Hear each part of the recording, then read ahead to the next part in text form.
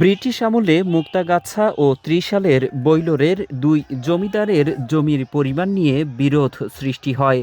বিরোধ মীমাংসার জন্য লক্ষ্মীপুর গ্রামের বড়ই আটা নামক স্থানে দুই তালুক পরগনার সীমানায় এই খেলার আয়োজন করা হয়। বিরোধ মেটাতে শুরু হওয়া এই খেলায় শর্ত ছিল গুটি দখলকারী এলাকা বিজয়ী হিসেবে স্বীকৃত হবে। সেই থেকেই শুরু হয় এই ঐতিহাসিক খেলার যাত্রা। গুটি দখলের লড়াইয়ের এই খেলা বিকেল থেকে শুরু হয়ে গভীর রাত, এমনকি কখনো কখনো টানা ২-৩ দিন পর্যন্ত চলতে থাকে। কারণ এটা অনেক দিন আগে, মানে প্রায় ২৬৭ বছর আগের থেকে এই খেলাটা হইতেছে। এই তালুক আর পরগনা, মানে ওই সাইডের তালুক, এই সাইডে পরগনা, মুক্তাগাছার জমিদার আর কি, ৩০ সাল আর মুক্তাগাছার জমিদারে খেলাটা আর কি সৃষ্টি করছিল। তবে সেই যে শুরু, বর্তমানে চলে গেছে ২৫০ বছরের বেশি সময়। তবুও এই খেলার আবেদন যেন একটুও কমেনি। এটি যেন শুধু খেলা নয়, উৎসব।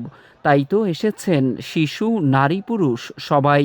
আত্মীয় স্বজন সবাই আসে, বিভিন্ন জায়গা থেকে লোকজন আসে, আইসে খেলা দেখে। এখন খেলার পাশাপাশি এখন ওই বাচ্চাদের খেলাধুলার সামগ্রী বিক্রি করে আনন্দ হয়, বাচ্চারা আনন্দ পায়, এই জন্য আসা হয়। প্রতি বছরই আমাদের ১২০০ গ্রামে হোমগুটি খেলা এই খেলাটা অনুষ্ঠিত হয়। আমি ছোটবেলা থেকে এই খেলার উপভোগ করে আসছি। মানুষের ভিড়, অস্থায়ী দোকানপাট, হই হুল্লোড় সব মিলিয়ে এই খেলা যেন লাখো মানুষের মিলন মেলা। দূর দূরান্ত থেকেও দর্শনার্থীরা আসেন খেলা উপভোগ করতে। যত ব্যস্ততার মাঝে তাই না কেন, মানে পুষ্পাসের শেষের দিন আমি এই জায়গায় তাই আমি আমাকে দাওয়াত দিতে হয় না, এমনিতে আই। ঢাকা থেকে আসছি, ঢাকা থেকে অনেকেই আসে, অনেক জায়গা থেকে এই খেলাটা দেখতে আসে। এটা হচ্ছে ঐতিহ্যবাহী একটা খেলা। এই অঞ্চলের অনেক জায়গা থেকে অনেক মানুষ এই খেলার জন্য আসে। এক্সট্রিম মশার কয়েল প্ল্যান্ট ফাইবার দিয়ে তৈরি, ডেঙ্গু, চিকুনগুনিয়া বাহি সহ যে কোনো মশার বিরুদ্ধে দেয় এক্সট্রিম সুরক্ষা। খেলায় এলাকা ভিত্তিক থাকে আলাদা আলাদা পতাকা। সেই নিশানা দেখেই বোঝা যায় গুটি কোন দিকে যাচ্ছে।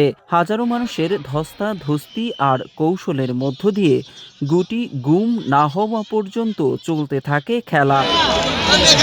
তবে খেলায় মাঠে থাকে না কোনো রেফারি, থাকে না নির্ধারিত সীমানা, এমনকি নেই নির্দিষ্ট কোনো দলও। যার ইচ্ছে তিনি যোগ দিতে পারেন খেলায়। ৩০ কেজি ওজনের পিতলের একটি ভারী গুটি নিয়ে চলে হাজারো মানুষের কাড়াকাড়ি। চলছে ব্রিটিশ আমল থেকে চলে আসা হুমগুটি খেলার ২৬৭তম আসর। পৌষ মাসের শেষ দিন আয়োজন করা হয় এই জাঁকজমকপূর্ণ খেলার।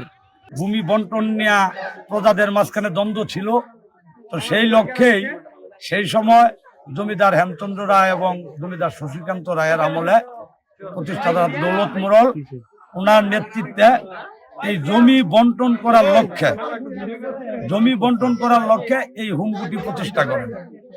উদ্দেশ্য, তালুক এবং পরগনার যে প্রজাবৃন্দ আছে এদের শক্তি পরীক্ষার মাধ্যমে জমি বন্টন হবে। প্রথম খেলা শুরু হয়। এই খেলা শুরু হওয়ার পরে তালুক প্রজারা জয়ী হয়, পরগনা প্রজারা হারে। তালুকের জমি ৯% কাটা বন্টন হয়, পরগনার জমি ৬% কাটা বন্টন হয়। সেই ধারাবাহিকতায় প্রতি বছর ৩০শে পৌষ এই হুমগুটি মিলন মেলা প্রতিষ্ঠিত হয়ে যাচ্ছে।